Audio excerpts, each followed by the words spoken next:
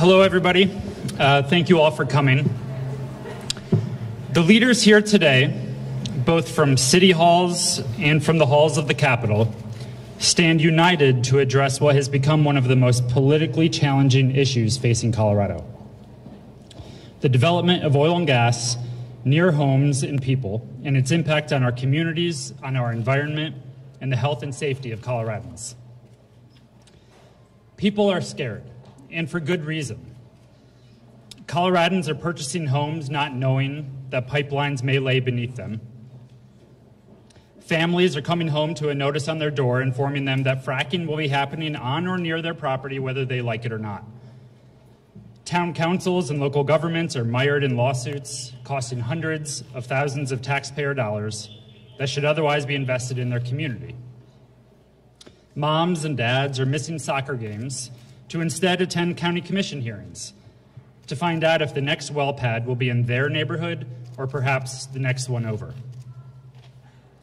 Coloradans simply do not have confidence that our laws are sufficient to protect their health and safety. And they're right. Our laws are not sufficient. Coloradans are looking to their leaders for change. Today, we are announcing change. For too long, the legislature has stood in the way of common sense reforms that would keep communities safe and protect the Colorado we all love. It's been over 60 years since meaningful changes have been made to our oil and gas laws. The technology used in the industry today is vastly different than the 1950s when these laws were written.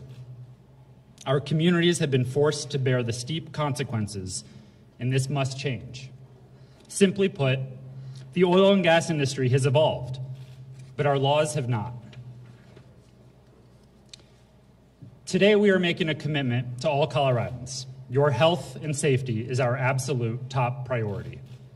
The mission of the Colorado Oil and Gas Conservation Commission must change. The role of a regulator isn't to foster an industry, but rather to regulate an industry. State regulators absolutely must put health and safety ahead of industry profits. But we also must empower communities to take control over what's happening in their backyards and equip them with the tools they need to stand up for their best interests. These common sense reforms will ensure the industry operates in an accountable and cooperative manner. Colorado's communities simply cannot afford to wait any longer. Collectively, this team has spent hundreds of hours meeting with experts, studying what other states do, visiting impacted communities, and dissecting policy proposals to create the smartest approach possible for Colorado. The proposal we have crafted is both sweeping, yet reasonable, effective, yet flexible to meet the needs of each community, whether on the western slope, the eastern plains, or yes, in the population-dense suburbs of the Front Range. Like any industry, there are good actors and there are bad actors, but it's our job as policymakers to ensure that there are basic standards that protect our communities. We are elected to deal with all kinds of issues, but first and foremost, our responsibility is to ensure government looks out for the health and safety of its people, and that's what this is about. I want to be clear, the legislation we will be introducing in the coming days is not window dressing, but it also is not an attack on an industry. This legislation will empower communities, protect the places we love, and most importantly, keep people safe. I'm proud to stand alongside my colleagues as we introduce a comprehensive, common sense solution to a very difficult problem. Thank you all for being here, and with that, I'd like to turn it over to the Speaker of the House, Casey Becker.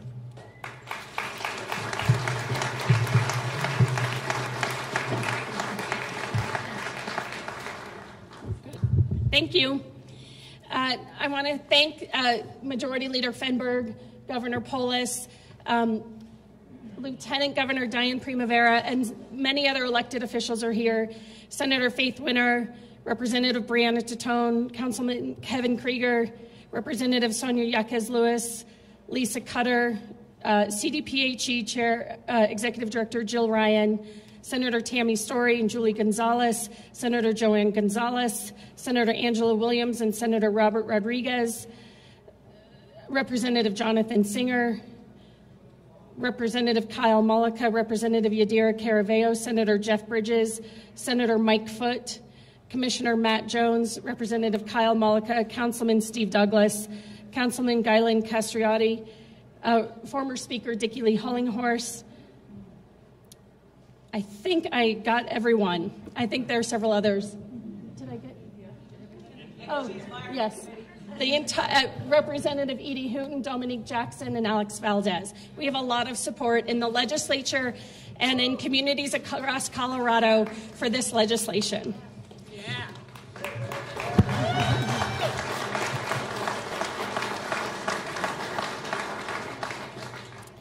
As technology and drilling practices within the industry have changed over the years, and as our communities have grown, our laws and state agencies that regulate oil and gas have not kept pace, leaving our neighborhoods, schools, communities, and our environment with insufficient tools to deal with the risks and impacts of oil and gas. People across our state should not be forced to live with unhealthy air quality, noise pollution, spills, traffic, and operations butting against their schools, parks, and homes.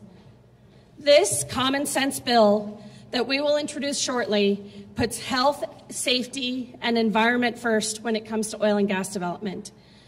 As Senator Fenberg said, it's been 60 years since any meaningful changes have been made to our state's antiquated oil and gas laws. Think about that for a minute. 60 years ago, the former Soviet Union had launched Sputnik into orbit. Now, we're landing Colorado-built space aircrafts on Mars. Back then, Americans didn't think it was possible to have an electric vehicle. Now, they're zooming around our roads in Colorado. We need to modernize our laws to reflect the circumstances of today. We also need to protect our communities' air and water. Our state, including where my constituents live, work, and play, has some of the worst air quality in the country. That's why the bill we're proposing directs our state's air quality experts to take the next steps to reduce harmful emissions from oil and gas development, including climate change-inducing methane gas. Coloradans deserve a government that works for them, not special interests. It's past time for action on this critical issue. So we plan to work together to update our antiquated laws to give local communities more of a say when it comes to development near their homes and schools. Our unique way of life here in Colorado is precious. It's part of the reason people come here to live, work, and play. So we have to fight to protect it. I look forward to working with my colleagues to pass this important common sense legislation to fulfill our commitment to protect Colorado's health and safety. Thank you.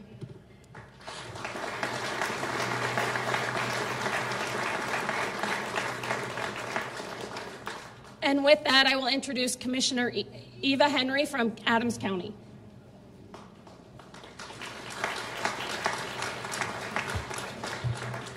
Thank you for having me today. I'm Eva Henry, Adams County Commissioner. I'm here today to discuss the important issue that is present in Adams County and so many of our suburbans surrounding Denver. As the oil and gas industry has expanded operations and developed a new technology like hydraulic fracturing, they have pressed into more suburban and urban communities. This presents a challenge for the residents who may not want a drilling operation close to their home or where their children go to school or close to the town's water supply. Under the current system, local communities don't have a seat at the table. That's not the way we do business. That's not the way the business should be done in the state of Colorado. A community deserves a say in what goes on in the community. It's that simple. One size fits all simply just doesn't work in a state as diverse as ours. Adams County is not a Boulder or a Weld County. We are Adams. From urban to suburban to rural areas, each community has a different needs, and our democratic system of government allows for residents to have a say in what goes on in their communities. For example, school decisions are made at the county and local levels because we've determined that the needs of children in Adams County might be different than the needs of students in Garfield or La Junta County or Boulder County. Local governments are empowered to make zoning decisions where to put a residential neighborhood, where to put an industrial operation, where to put retail space, where to put a park or a school. These are decisions that local governments are empowered to make. But when it comes to oil and gas, we don't have a say. It's time for that to change. I'm proud to support this bill because it will give communities clear authority to tailor rules and regulations to meet their needs. This legislation will clarify that local governments have land use authority to protect public health, safety, welfare, our environment, our air, and our water supply, and local wildlife. I'm proud to support this bill because it includes a number of crucial steps.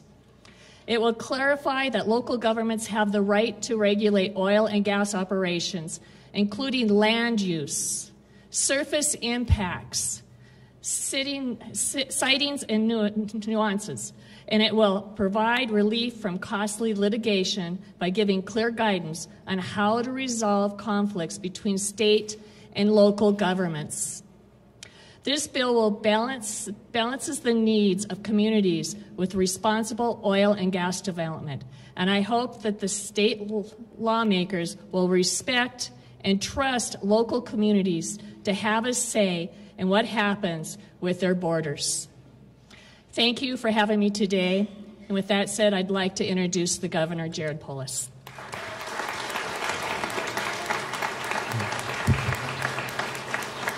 Thank you, Commissioner Henry, for your introduction and for being here to provide a voice for so many commissioners and city council people across the state who support this work. And thank you to Majority Leader Fenberg and Speaker Becker for their leadership, their thoughtful leadership on this vital quality of life issue for our state and one of the most challenging political issues to solve. I want to thank Senator Fenberg and Speaker Becker. You know, in the last decade, oil and gas development in Colorado has evolved. It's evolved technologically. It's moved into suburban and urban areas, and urban and suburban areas have expanded into areas that have traditionally been associated with extractive industries. And yet our rules, our safety requirement, our siting process has simply not kept up. When you introduce heavy industrial operations into densely populated areas, conflicts occur. We need a legal framework to solve these conflicts. This bill does that. You'll find that as governor, I will do my best to stick to and maintain the integrity of what I said I would do when I was running for governor. In this area, I said I would put health and safety first and support local control. I feel that this bill is consistent with those principles and delivers them in a way that allows us to implement them successfully through the Colorado Oil and Gas Commission. As it stands today, the conflict between oil and gas drilling operations and the neighborhoods that are impacted simply cannot be ignored any longer. The time to act is now. Putting health and safety first of communities, of workers, is absolutely critical. And in a state as diverse as ours, as diverse culturally and politically and geographically, there's not a one-size-fits-all approach to how we view integrating oil and gas development into different communities. Yet under current law, communities are hamstrung in creating rules that work for their local residents. The legislation we're discussing today and will shortly be introduced provides clear language that local governments have land use authority as they do in almost any other area of economic activity to protect their public health, safety, welfare, environment, and wildlife as drilling occurs. The bill also clarifies that local governments have the authority to regulate oil and gas operations, including land use and surface impacts, siting and nuisance. Much of that authority exists in a gray legal area today. This bill does an excellent job providing the clear legal parameters around that local authority. And finally, the bill provides clear guidance to avoid conflict between local and state governments.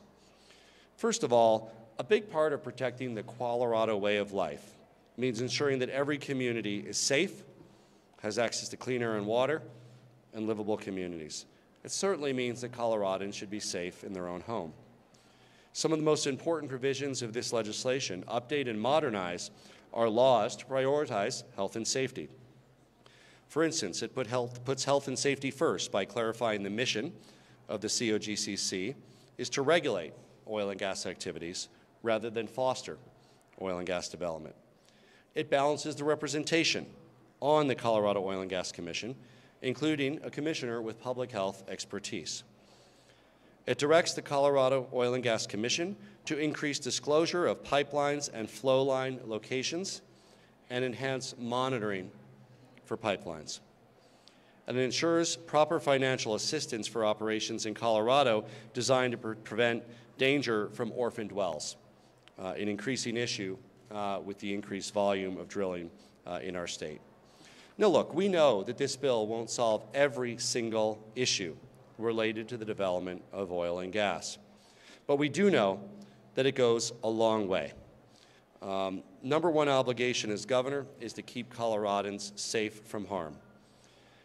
The steps in this bill are reasonable, important steps that we can take right now and in rulemaking in the months ahead to safeguard communities and give people a voice in the process like they have in every other industrial activity that takes place near and around them. You know, when I ran for governor on bold solutions to the problems we face in Colorado, I know that it's the right thing to give our residents a voice when it comes to drilling operations. It's the right thing to put health and safety first. It's the right thing to make sure that neighbors are at the table in community decisions that directly affect health, safety, and the quality of life. I want to introduce our next speaker. Our next speaker, Erin Martinez. We're honored to have Erin with us here today. We're fortunate to have her alive. She's here as a living ambassador to tell her family's tragic story publicly for the first time. She lost her husband, Mark, her brother, Joey, in an explosion that destroyed her home in Firestone in 2017 that she and her son narrowly escaped. She knows all too well how broken the current system is. As a governor, as a father, as a son, as a brother, I would do everything in my power to prevent Erin from having to be up here today as she is. I know that we all share in her heartache, and I thank her for the courage that she has as a living memory and a legacy to Mark and Joey to help prevent future tragedies and anybody having to go through what she did. She'll have much to say in the next days and weeks about this issue, about this legislation. The rest of us, the Speaker, the Senate Majority Leader, and I are happy to stay and answer questions afterward. But for today, we asked our friends in the press that she be allowed to tell her very difficult story for the first time, and she won't be answering questions. I want to thank Erin Martinez for being willing to give voice and to tell the story of what happened to her family and make sure that she can play a role in making sure that no other Colorado family has to go through the loss that she suffered. It's my honor to introduce Erin Martinez.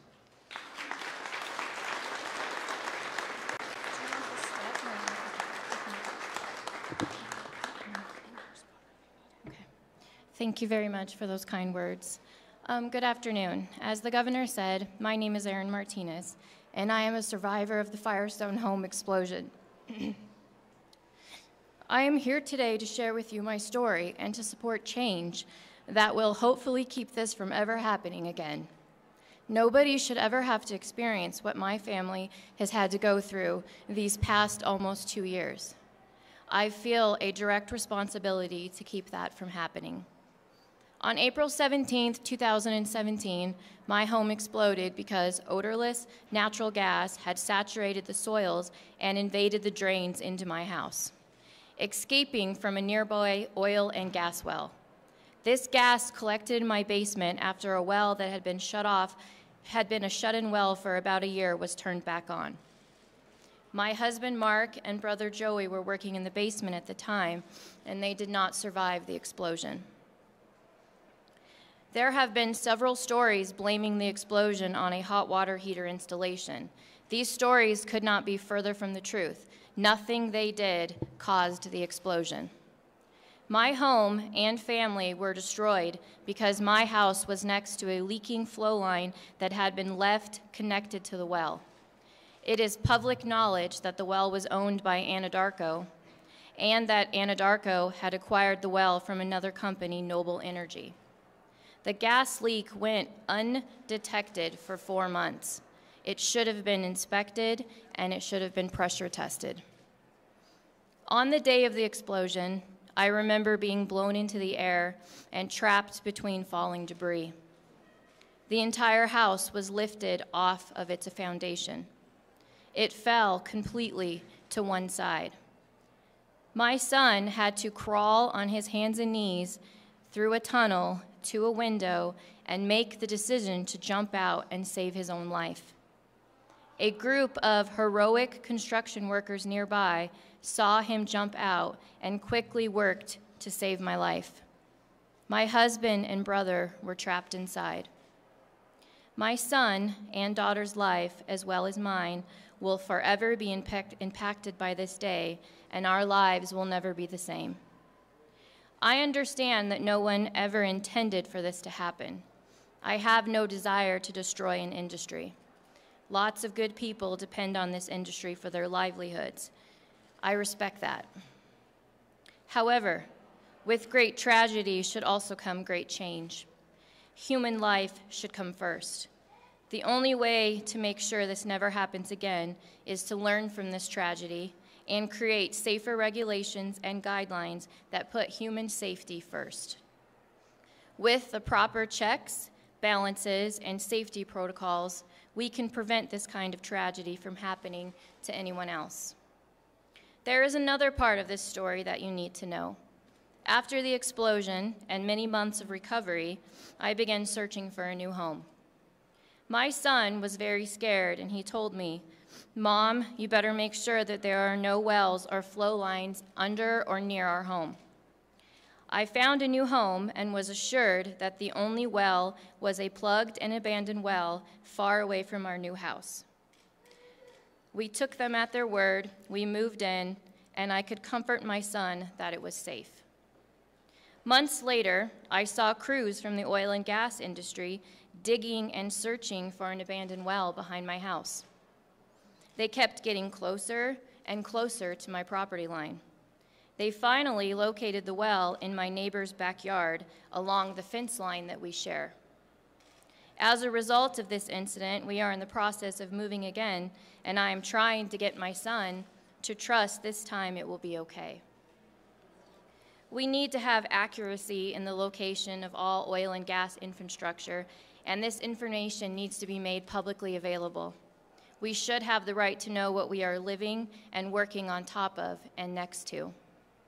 As this bill is debated, the oil and gas industry may say that my family's case is a fluke and that a tragedy like this will never happen again. But as Colorado keeps growing, we will continue to build neighborhoods and businesses and schools in places where oil and gas wells and flow lines also exist. The time is now to make a change. As an industry, I would think you would want to make all the necessary changes to prevent something this tragic from ever happening again. Mark and Joey deserved better. We all deserve better. Thank you.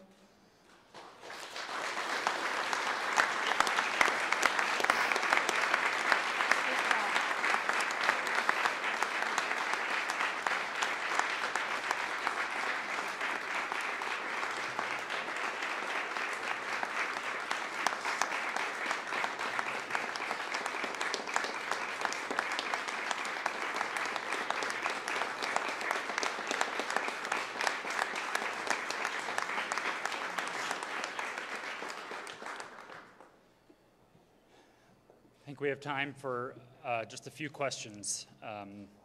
about the upcoming legislation. So we'll try to get as many in as we can. Joe. Senator, curious about the local control part of it. Do you envision that local government might be able to set their own setbacks, setback restrictions? Will this give them authority to say they don't want oil and gas within 2,000, 2,500, 2,000 feet? The intention of the local control and siting aspects is to give local governments the authority to do what they need to protect health and safety. And I would say that would include things like setbacks, just like setbacks are a very normal thing that governments decide on all kinds of zoning and land use regulations. There's nothing specific in the bill about setbacks. It does not create its own setback. We do not create a state setback. That could be part of the, with more local control, that is one thing they could do. It really has to be based on a health, safety, welfare rationale. Marshall? Either Senator or Speaker, after the Firestone explosion, the state relied on the industry to do some searching and reporting of where everything underground is. When this legislation puts that onus on state regulators to do that themselves. We think Hickenlooper took important and good steps after the Firestone accident to find out the current status of flow lines and if anyone else was unsafe. So we thank Governor Hickenlooper for that. We think with this legislation, Governor Polis will be taking the next step. We want information to be more available, and we want flow lines to be checked before they're reopened. We are not explicitly saying no, that state regulators are going to be responsible for checking flow lines.